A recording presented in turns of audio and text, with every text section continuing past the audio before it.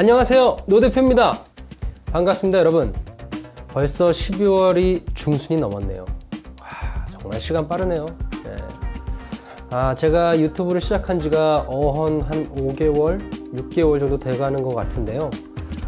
뭐 구독자 수가 아직 많지는 않지만 점점 그래도 조금씩 늘어나는 거 보면서 흐뭇합니다. 네. 연말이라 여러분들도 많이 약속이 많으시고 또 굉장히 술자리도 많으실 것 같은데 저도 요즘 모임들이 많아서 조금 이렇게 피곤해 보이긴 하죠. 네, 피부도 좀 이렇게 들썩거리고. 네. 하여튼 그래도 영상을 잘 찍기 위해서 노력하도록 하겠습니다. 오늘의 주제는 공인중개사 자격증을 막 취득하신 분들이 고민하는 부분에 대해서 얘기해 보도록 하겠습니다.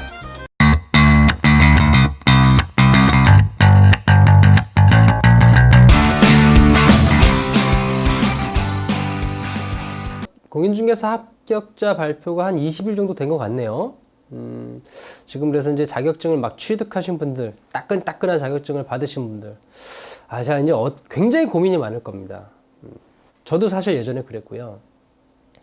창업을 해야 되나? 아니면 취업을 해야 되나? 그럼 어디에 취업을 해야 되나?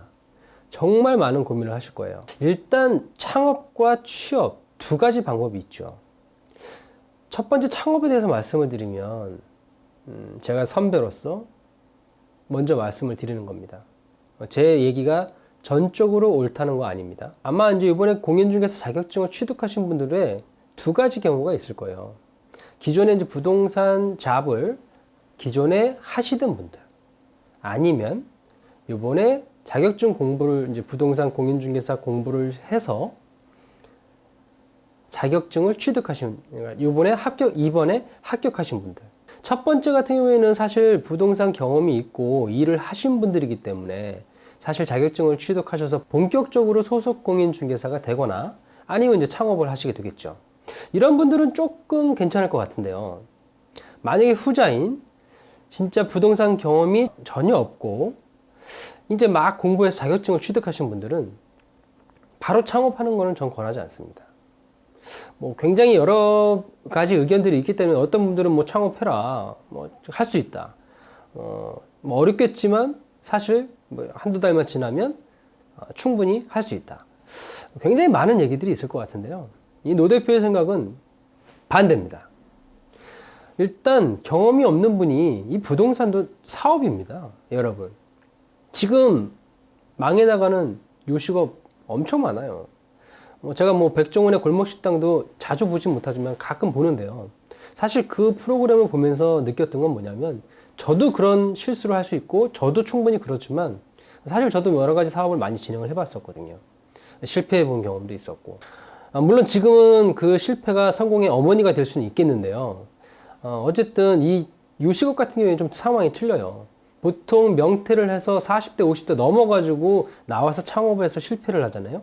그걸 리커버리 하는 게 쉽지 않습니다. 이 30대 실패한 거고 50대 실패한 거고 70대, 60대 실패한 거고 정말 차이가 커요. 그리고 올인을 많이 한단 말이에요.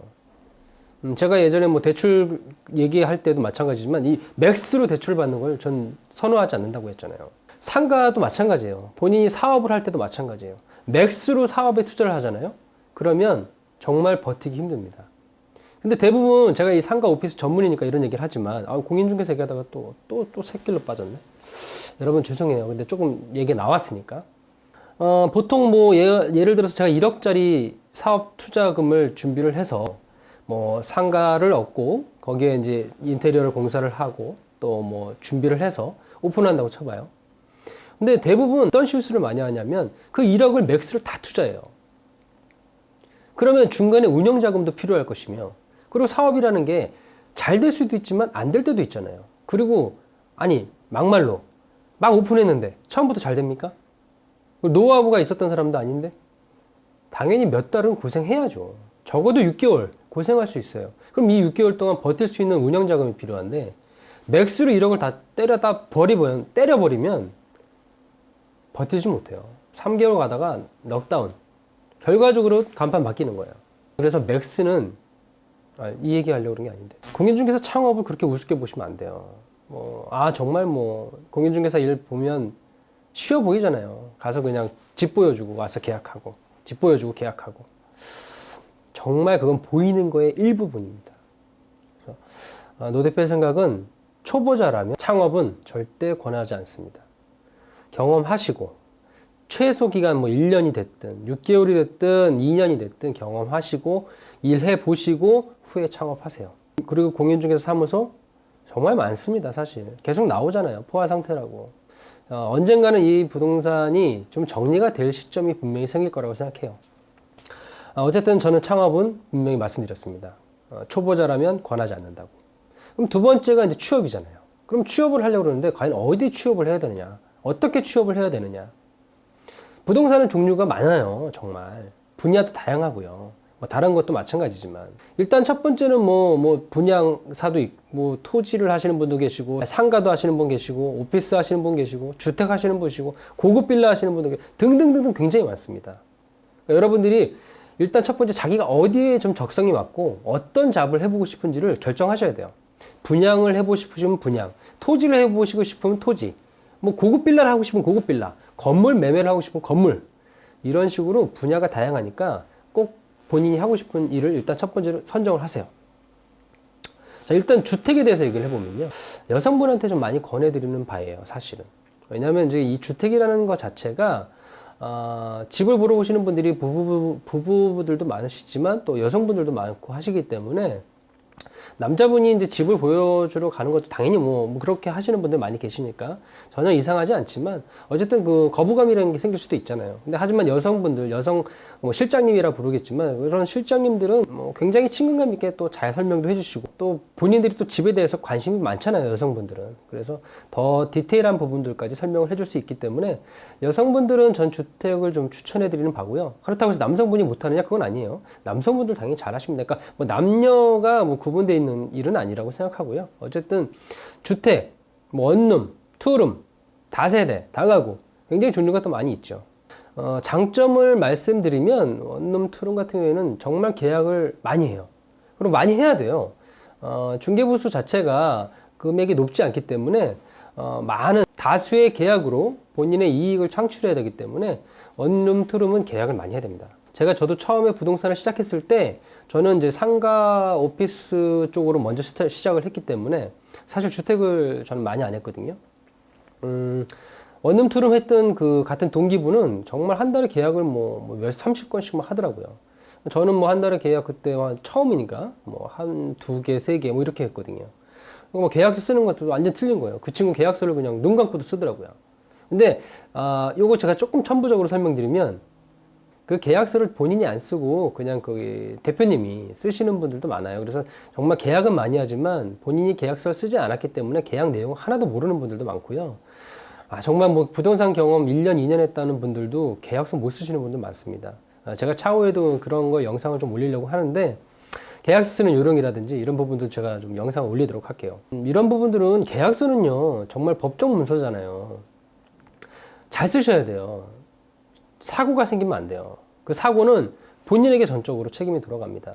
그래서 이런 계약서 쓰는 거 저렇게 쉽게 생각하시면 안 됩니다. 자, 어쨌든 원룸 투룸은 계약서를 많이 쓰는 그런 장점이 생깁니다. 장점을 말씀드리면은 아무래도 이제 계약서를 많이 쓰다 보니까 사고도 많이 생길 수가 있어요. 그래서 굉장히 이제 좀 조심하셔야 되는데 이 사고라는 거는 긴장 안 했을 때 나오는 거거든요. 초보들은 원래 초보 운전할 때 사고 별로 안 나요. 운전 좀 내가 한다고 했을 때 이 두 손가락 가지고 운전할 때 사고가 납니다. 그래서 긴장 풀어졌을 때 사고가 나기 때문에 그런 부분에 있어서 조금 조심을 하셔야 될 것 같고요. 어쨌든 원룸 투룸 주택 저는 추천하는 바이니까 주택에 관심 있는 분들은 그쪽으로 문을 두드리셔야죠. 그 다음에 이제 뭐 주택의 한 종류긴 하지만 뭐 아파트나 오피스텔을 전문으로 하는 중개하는 회사들도 있습니다. 중개는 그렇게 어렵지는 않다고 생각하는데 워낙 경쟁자들이 많죠. 그리고 제일 중요한 건 사실 그 중개사무소의 위치가 정말 중요해요. 그래서 본인들이 취업을 할 때 그런 중개사무소의 위치를 잘 봐서 어디가 좀 많이 계약을 이루어지는지 보시고 그쪽에다가 이제 면접을 보시거나 취업을 하시는 게 좋지 않을까 이런 생각해 봅니다. 또 너무 계약이 안 되는데 들어가 버리면 좀 배울 것도 없고 계약도 잘 진행 안 하면 수익이 창출이 안 되니까 본인한테 좀 도움이 안 되겠죠. 마찬가지 남성분들보다는 여성분들에게 조금 더 선호하지 않을까 이런 생각 해보고요. 그 다음에 이제 상가 중개가 있는데 난이도가 조금 더 올라가긴 해요. 권리금 중개도 있고 뭐 상권 분석도 해드려야 되고 또 설득하고 조정이 굉장히 많이 필요한 작업이거든요. 그리고 또 다양한 업종이 있기 때문에 어떠한 특수 전문가가 되는 것도 괜찮습니다. 어떤 이래서 요식 쪽으로 전문으로 중개하는 데도 있을 거고요. 그리고 오피스 쪽으로 전문으로 중개하는 분들도 계실 거고요. 본인이 어떠한 거를 전문으로 하고 싶느냐에 따라서 취업의 방향이 틀려질 수 있겠죠. 그리고 아무래도 좀 더 전문성을 갖기 때문에 다른 전문가하고 콜라보하는 것도 굉장히 많이 도움이 됩니다. 부동산은 서로 이제 윈윈해서 콜라보하는 경우도 많고 또 서로 공동 중개하는 경우도 많기 때문에 상가 중개할 때는 그런 부분들도 많이 필요할 것 같아요. 주택도 마찬가지지만요. 그리고 또 프랜차이즈 회사하고 협업도 가능합니다. 그래서 이런 상가에 관심이 있으신 분은 또 상가를 전문으로 하는 오피스를 전문으로 하는 회사에 취업하는 것도 굉장히 좋은 방법이 될 것 같습니다. 이렇듯 부동산은 정말 종류가 다양해요. 여러 가지 그 부동산의 분야를 여러분들이 체크해 보시고 본인이 잘할 수 있는, 본인이 관심 있는 그쪽에 취업의 문을 두드리는 것을 저는 추천드리는 바입니다. 취업을 위해서 알아보셔야 될 사이트를 좀 추천드리면 첫 번째가 한국공인중개사 협회 사이트가 있어요. 여기 사이트에 접속하면 상단 부분에 구인 구직란이 있거든요. 여기는 아무래도 이제 공인된 공인중개사만이 구인 구직란을 이용할 수 있기 때문에 아무래도 조금 더 검증이 되지 않았을까. 제가 예전에도 기획부동산에 대해서 영상을 올린 적이 있었는데 꼭 그거 한번 보시고요. 취업하기 전에 꼭 한번 체크해 보셔야 돼요. 제가 굉장히 디테일하게 올렸기 때문에 실제로 면접 봐서 그런 회사에 갔다 오셨다는 분도 저한테 얘기를 했었습니다. 그래서 그거 한번 꼭 보시고요. 어쨌든 이 한국공인중개사협회 사이트는 검증된 사이트이기 때문에 그런 이상한 부동산이 올릴 일은 거의 없을 거라고 생각하고요. 그래서 이 사이트를 좀 추천하는 바이고요. 두 번째로는 지역신문 같은 것도 있습니다. 벼룩시장 같은 거에도 이제 구인 구직란이 있거든요. 거기에도 이제 어디 부동산 소속공인중개사 구함, 여자 실장님 구함, 남자 실장님 구함 이런 식으로 많이 나오니까 그런 지역신문도 한번 참고하시면 좋을 것 같습니다. 그리고 나머지는 취업 사이트에도 보면 다양하게 부동산의 정보들이 나와 있고 여러 부동산들이 구인 구직을 이용하고 있기 때문에 그런 사이트를 또 이용해 보시는 것도 좋을 것 같고요. 자, 이제부터 그럼 마무리를 해서 좀 팁을 드리면 첫 번째, 본인이 주력해서 하고 싶은 그 부동산 분야를 정하시고요. 그리고 그 분야의 회사를 서치해서 찾으신 후 가서 면접을 보세요. 제가 생각할 때는 면접은 적어도 2번 이상, 5번이 됐든 10번이 됐든 좀 다양하게 보셨으면 좋겠어요.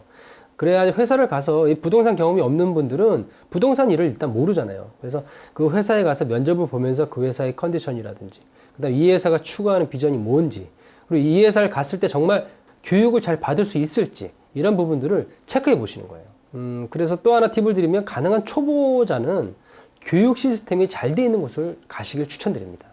뭔가를 좀 배워야 되잖아요. 진짜 부동산 일을 2년, 3년 했다고 하는데도 계약서 하나 못 쓰시는 분들 계시거든요. 절대 그러면 안 되잖아요. 그죠? 나중에 또 창업도 하셔야 되는데. 그리고 또 하나, 절대 그 사무실이나 그 회사의 컨디션에 따라서 이 회사가 좋은 회사구나 그렇게 생각하시면 안 돼요. 작은 회사라도 굉장히 알차고 꽉 차 있는 회사들 많이 있습니다. 허우대만 멀쩡하다고 해서 잘못 가면 기획부동산 가십니다. 그래서 물론 잘 꾸며져 있는 부동산 회사들도 많은데 그 회사가 다 나쁘다는 게 아니고요. 오해하시면 안 됩니다. 그리고 두 번째로는 그 개인적인 공부는 꼭 병행하셔야 돼요. 취업을 하셨어도 공부는 계속 하셔야 됩니다. 그래야 많이 발전하실 수 있고 정말 전문가가 될 수 있어요. 그리고 그 지역을 빨리 파악하셔야 돼요. 자기가 맡고 있는 그 지역을 지역 전문가가 되셔야 됩니다. 공인중개사라고 적어도 하면 그 지역의 전문가가 되셔야죠. 걸어도 다녀보고 차로도 다녀보고 자전거도 타고 다녀보고 정말 이 지역을 계속 돌아다니셔서 빨리 내 지역으로 만드셔야 돼요. 그래서 어떻게 보면 또 하나의 팁이 될 수 있지만 본인이 잘 아는 곳에 취업을 하시는 것도 도움이 됩니다. 저는 이제 강남권하고 송파 강동 지역을 지금 하고 있는데 여기가 제가 좀 어렸을 때부터 태어나서 자란 곳이고 해서 좀 잘 알고 있었기 때문에 사실 여기서 좀 부동산 일을 시작했거든요. 그러니까 이러한 것도 좀 팁이 되지 않을까 싶어요. 요즘은 인터넷이 너무 잘 돼 있거든요. 인터넷 로드뷰를 많이 활용해 보시면 내가 꼭 가보고 싶어도 못 가는 곳이 생긴다면 로드뷰를 활용해서도 내가 그 지역을 파악해 볼 수가 있어요. 그리고 마지막으로 또 하나 팁을 드리면 부동산 관련 사이트들이 굉장히 많이 있습니다. 그러니까 그런 사이트를 통해서도 해당 지역에 대한 정보를 많이 얻을 수가 있을 거예요. 부동산 관련 사이트에 대한 강의도 나중에 노드표가 업데이트 할 거니까요. 그때 또 한번 영상을 한번 시청해 주시고요. 어쨌든 만약에 취업이 되셨다면 열심히 하셔야죠. 열심히 안 하면 성공할 수 없어요. 부동산 만만하게 보시면 안 됩니다. 뭐 모든 일이 마찬가지지만 쉽지 않아요. 예. 그리고 더군다나 초보자분들은 전문가가 되시기 위해서 정말 많은 노력을 하셔야 됩니다. 여러분들 이제 정말 그 취업이냐 창업에 대해서 고민 많이 하실 거고, 분명히 말씀드렸지만 창업은 신중하게, 그리고 취업도 마찬가지 많이 알아보시고 신중하게. 자, 그래서 취업을 하실 때는 꼭 면접 많이 보시고, 면접 가셨을 때는 디테일한 거 많이 물어보세요. 그냥 괜히 면접이니까 좋은 인상 심으려고 꿀먹은 벙어리처럼 가만히 계시지 마시고 많이 물어보십시오. 그리고 나이가 좀 있으신 분들은, 예를 들어서 40대 이상 되시는 분들은 나이 연령 제한에 걸리는 경우가 좀 있을 거예요.